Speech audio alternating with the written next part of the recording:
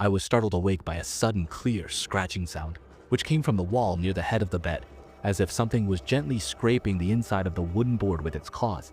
Did you hear it? I woke up, Xiaoyu. She held her breath to listen, but the scratching sound suddenly stopped. It must be a mouse, right? She turned over and went back to sleep. I turned on my phone's flashlight and leaned close to the wall to take a closer look. But the yellow wallpaper was intact. When I reached out to touch the wall, it was surprisingly warm, like the skin of a living creature. The next day, I invited a pest expert. He walked around the room, shaking his head, saying there were no signs of mouse activity, nor any termites. But that sound, it's an old house thing, it interrupted me, just a hot flash and a cold shiver. After the expert left, Xiaoyu found a yellowing piece of paper in the corner of the living room. Written on it in childish handwriting was, "It lives in the wall. Don't let it know you can hear it." We looked at each other. No one said a word.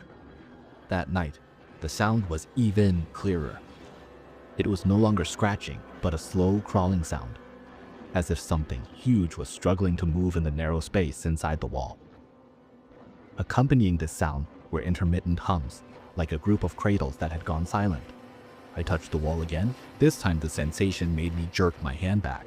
The wall was rising and falling in a rhythmic manner, as if it were breathing.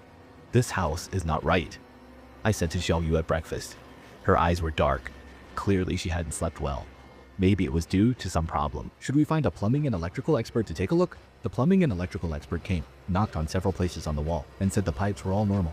But as he was about to leave, he hesitated for a moment, turned back and said, "There's something very strange. The interior space of your house seems smaller than it looks from the outside." I didn't understand its meaning until it led me outside and pointed to measure the outer wall. Look, measured from the outside, the thickness of this wall should be 25 centimeters.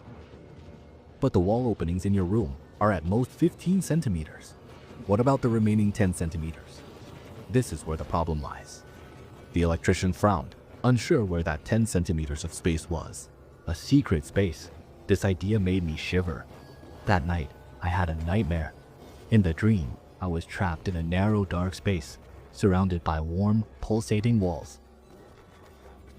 A voice dripped rain in my ear, saying, "I've been waiting for you." When I woke up, I was drenched in cold sweat, realizing that Xiaoyu was not in bed. I heard movement in the kitchen and walked over to see her back facing me, standing in front of the sink. "Xiaoyu." She slowly turned around, holding a fairy knife, her eyes vacant.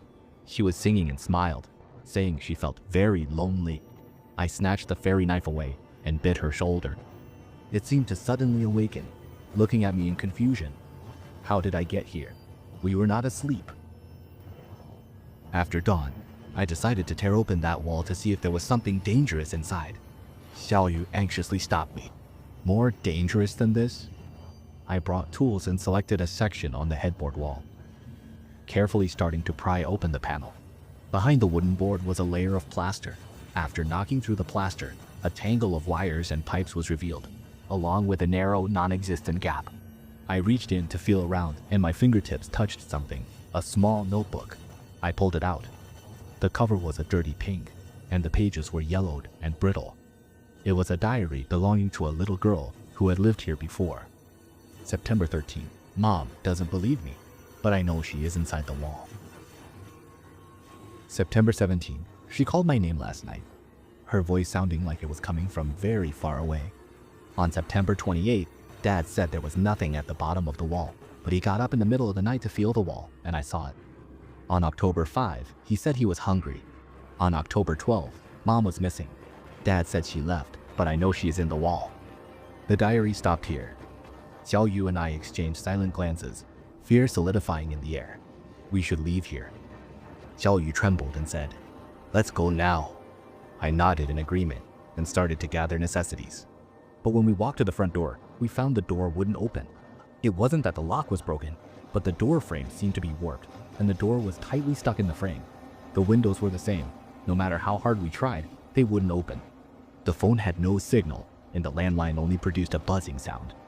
We were trapped. Night fell, and the sounds from within the walls grew louder. No more disguises, no more hiding. The sounds of scratching, writhing, and humming intertwined, along with the sound of a heart, a gentle knocking sound coming from the inside of every wall in the room. She wants to come out. Xiao Yu tightly grasped my arm, her nails digging into my flesh. I picked up the hammer and crazily smashed the breathing wall. The drywall shattered and wood splintered, but behind the wall was only more wall, stacked upon layer, endlessly. "Stop!" Xiao Yu screamed. I stopped my hand and heard a faint crying sound coming from within the wall, like the voice of a child. Bang, bang, I heard a weak voice from the wall. It hurt so much. Xiao Yu's eyes widened. There was a child inside. No, that is not a child. I recall the last page of the diary. She was lying to us. But Xiao Yu had already reached out to touch the broken hole in the wall that I had smashed. She was just a lonely child. Just as her finger pointed into the dark hole, a pale, swollen hand shot out from the hole and grabbed her wrist. Xiao Yu's shriek was swallowed by the bottom of the wall, and her body was dragged into the hole by a tremendous force. I grabbed her other arm and desperately pulled back, but that force was too strong. The wall seemed to turn into a viscous liquid, and Xiao Yu's body was gradually sinking into it. "Don't let go!" it cried out. My fingers slipped off one by one, and in the end, she was completely devoured by the wall. The hole closed immediately after she disappeared, restoring to a flat wall, as if nothing had happened. The room suddenly fell silent, and I collapsed on the ground, unable to breathe, unable to think. Then, the wall began to whisper again. This time, it was in Xiao Yu's voice. "My dear, now we all live in the wall. It's very warm here, very safe. Soon, you will join us." I pounded the wall frantically until my hands were covered in fresh blood. The wall merely rose and fell gently, absorbing my anger and despair. Now, I sit in the living room of this house, writing down these words. The window still cannot be opened, and the door is still stuck. The wall grows warmer and softer every day. Sometimes, I can faintly see Xiao Yu's face appearing on the wallpaper. Last night, I heard the wall calling my name. What's even scarier is that I began to feel that voice was very familiar, very intimate. I started to long to touch that warm, breathing wall. My tools lay scattered on the ground, but I no longer intended to use them, because I know that soon I will no longer need to escape from this house. Soon I will become a part of it. The walls are calling me again. This time, I think I will answer.